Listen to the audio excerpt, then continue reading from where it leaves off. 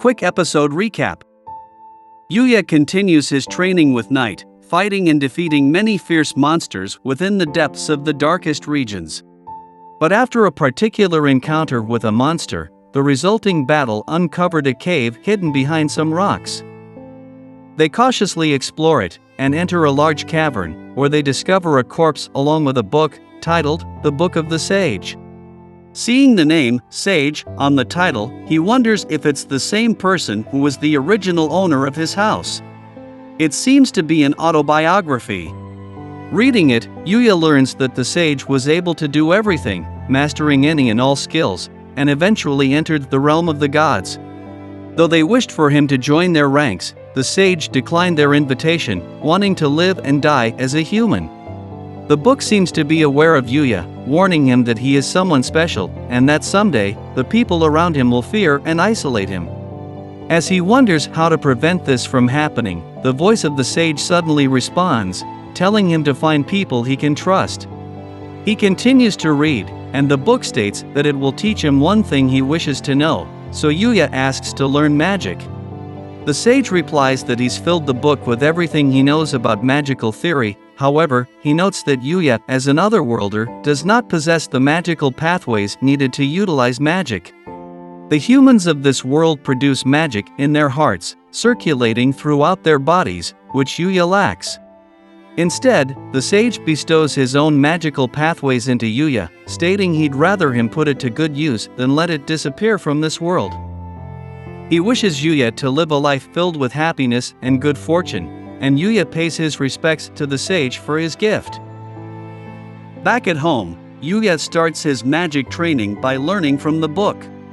He begins by working to sense the magical energy around him, and he acquires the magic energy manipulation skill as a result. To cast spells, he learns that he only needs to gather magic in his hand and imagine the spell he wants to use. So Yuya goes outside to try it out with Night. He begins by imagining a ball of water, and Night is also able to follow him.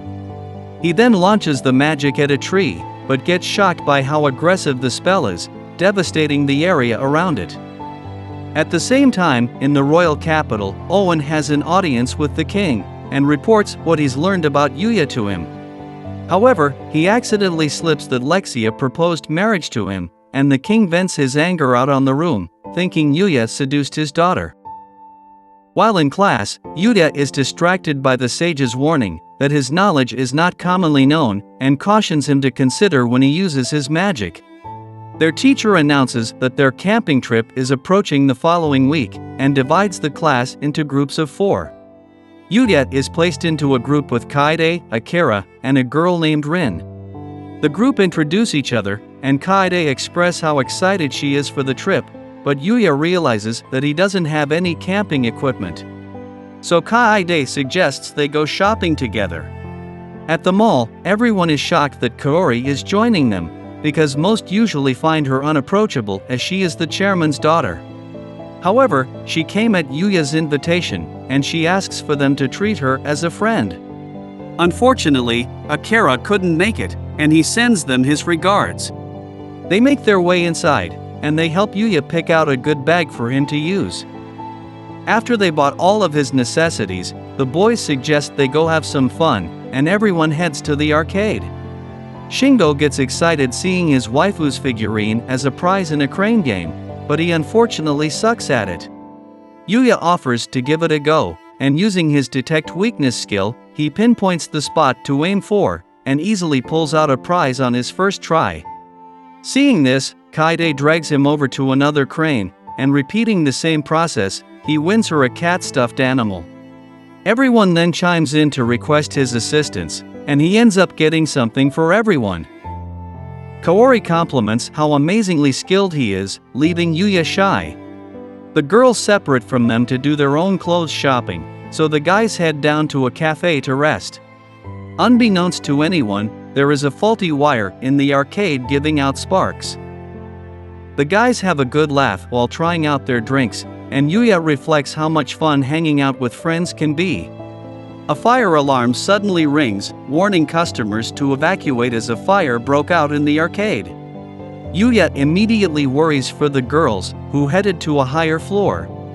As they reach the stairs, he asks a worker whether he has seen a trio of girls, but Ryo gets a call from a struggling Kaede who tells them they are stuck upstairs. He rushes upstairs, wanting to protect his friends. He reaches the source of the fire, and he realizes the sprinklers can't put it out, so he uses his magic to coat his body with water, and quickly rushes inside. The girls lay unconscious somewhere, and Yuya runs around desperately searching for them. He eventually makes it over to them, but he wonders if anyone else is still inside. Using his detection skill to scan the building, he concludes that everyone else has evacuated. It seems very negligent on the security's part that the fire spread so far, yet the alarm informed customers so late. And the fact that the only people left are the girls from Yuya's class is very suspicious, but let's not question the plot. Yuya carries everyone, and covers them with his magic, but the fire intensifies, and he worries his magic won't hold out. At the same time, his friends watch helplessly from outside. They question why no one is heading inside, but without proper control, the rescue team will be put in danger as well. Yuya runs around looking for an exit, but he is completely lost. The roof suddenly collapses, and as he dodges out of the way, the pin Kaori received earlier drops. With nowhere to escape, he concludes the only way out is down. So he gathers his power and smashes through the floors, causing the entire building to shake as it's blown apart. In this way, Yuya manages to make it out safely with the girls. While the girls get their condition checked, Yuya gets scolded by the authorities for his reckless actions. The chairman arrives to thank him for saving his daughter, and Yuya also returns the pin that was dropped, somehow having retrieved it while trapped in the flames. Kaori tearfully hugs her father, and Yuya wonders if that's how a family acts. He feels that he doesn't have anyone to share such a moment with, but stepping inside, Night excitedly greets him, and he realizes Night is his family now. Deep in the forest, a rabbit nimbly dodges a series of arrows that aim at him. He demands to know who his assailant is, as she attacked him despite his status as a saint. She has an aura of corruption, and he notes that the technique used to attack him came from the divine archer. The girl extends an invitation, stating she will destroy this world as it isn't worth protecting, and offers him a chance to join her.